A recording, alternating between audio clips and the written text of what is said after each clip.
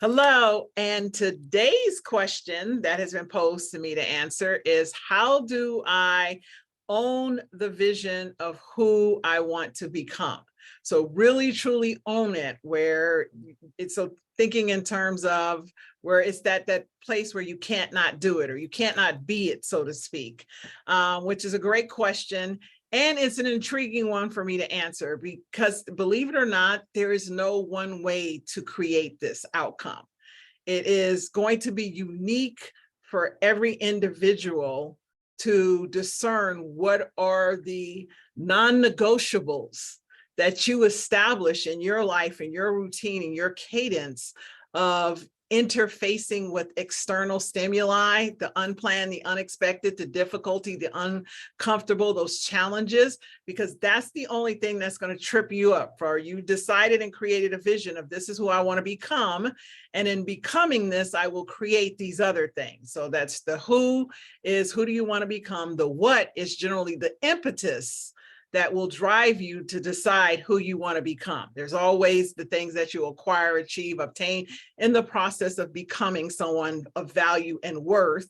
And then the why, that purpose, is what will fuel you and keep you going. So I always think of it as a three-legged stool in the work that I do, when you can establish that. And one of the things I learned from my mentors that I paraphrase that I often use is that when your reasons outweigh your results, you'll keep going, right? So if the what you want is more compelling than why you want it, you will find your excuses and justifications and alibis.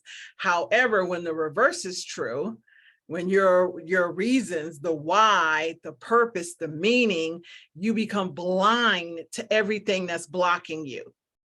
You can, it's like in the movies. I always think of it like the difference between a shotgun, which sprays buckshot, and it will hit a lot of targets in a small distance, versus like when you see a sniper, right? When they show it in the movies, the sniper. So I love the way they do that. And you see the bullet and you see it travel across, and they always gray out and blur out everything, but you see this bullet traveling across this distance, and it pew, and it hits something, right? And it goes out. That's what happens when you actually get clear. And it doesn't mean that it's going to turn out exactly the way you want it to, or exactly. And there are some people who are able to create that exactness. And what I generally do, the work I do, is to create and leave room to be surprised, leave room for it to exceed your expectation, leave room to experience the miracle and the wonder that life, because God, universe, divine, Buddha, Allah, knows more than you, that the creation and knows more than you and wants to work in your favor. But when you create it so tight, it's not that you can't manifest it, create it, or get it. You miss the opportunity to experience the expansiveness of your capability and what life has to offer. So backing back up, the first part of this is getting clear on who you want to become. Look at I always often say, go look at 3 or 4 other people who have become that or something similar. Go back, look at their humble beginnings, see the cadence and the routine and the activities that they participated in. If you have a chance, talk to them. Rarely do I ask people about what they have. Ask them, what did you believe?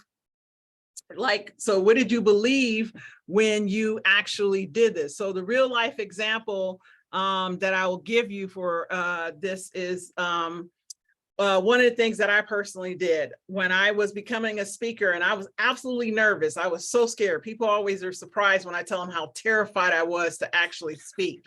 So I wanted to be a good speaker. And then so I said, all right, I want to be an incredible speaker. Why do I want to speak? Because this is the gift I have to give the world. I want the audience to feel better about who they are. I want the audience to understand their possibility and capability of creating something amazing in their life. It's not just about me getting clients, but I really want people to walk away on fire, that they can create the life, that I am the wake-up call. not that in their life. I'm not the answer. Go get your answer wherever. It could be me or anyone else, but I have woken you up to the possibility and the capability that you have. So I wrote a vision that said that I was an intoxicating speaker and a master of rapport. So that's what I wrote in my vision.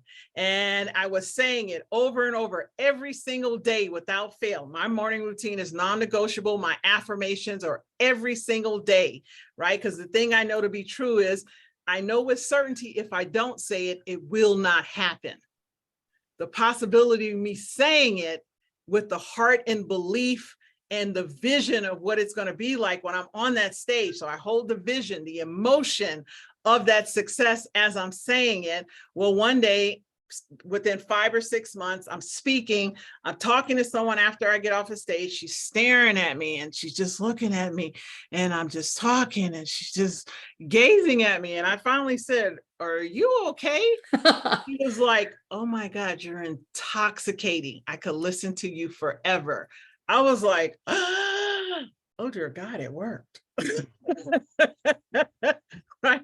And so I say that to say, write out whatever it is, whomever you want to become, hold that energy, hold that belief, hold that faith, and it will be yours. Create a consistent cadence and you got this.